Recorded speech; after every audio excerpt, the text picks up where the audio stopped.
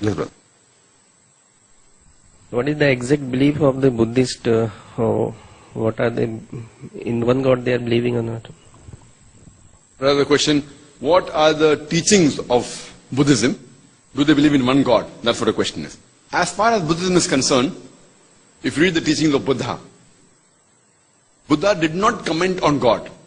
Buddhism is an agnostic religion.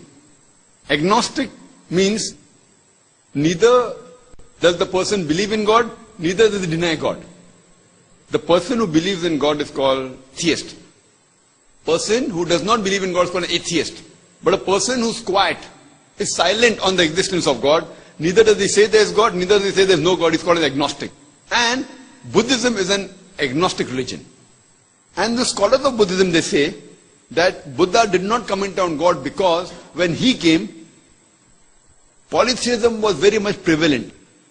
And he thought that if he spoke about the oneness of Almighty God, people would not accept him. That's the reason he was silent.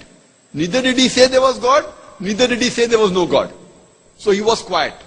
But the scholars say that actually he believed in one God, but did not preach it because people would not agree with his teachings. This is the basis of Buddhism.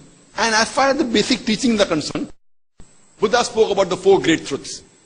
The first great truth was, there is sorrow and misery in this world. Second great truth, the cause of sorrow and misery is desire. Third great truth, sorrow and misery can be removed by removing desire.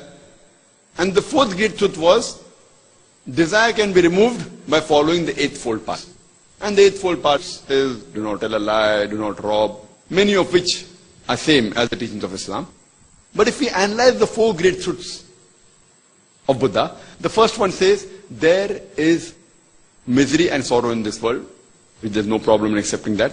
Point number 2, the cause of sorrow and misery is desire. No problem with that. The third says that sorrow and misery can be removed by removing desire. Okay.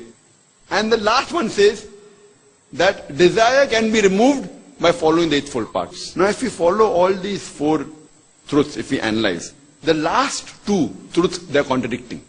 The third truth says that sorrow and misery can be removed by removing desire. And the fourth one says that desire can be removed by following the eightfold path. Now once we follow the third great truth, that sorrow and misery can be removed by removing desire.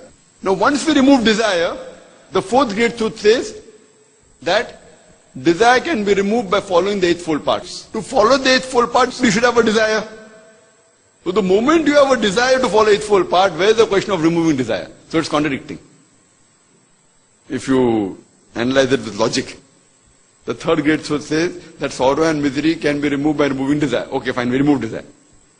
Desire can be removed by following the eightfold paths. Now to follow the eightfold paths, you should have a desire. So you have to have a desire to remove desire. It's contradicting. So therefore, if we analyze analytically, logically, these 4 great truths cannot stand on its own. But many of the teachings of Buddha match with Islam. What matches, we agree. Come to common terms as we now send you. Buddha even prophesied the coming of the last and final messenger, the Maitri. And I've given a talk, Muhammad Sallallahu Alaihi Wasallam, in the various world religious scriptures. And there I've described in detail about he saying that there's a Maitri to come. And the Maitri, what he mentioned, refers to no one but the last and final messenger, Prophet Muhammad Sallallahu Alaihi Wasallam. Hope that answers the question.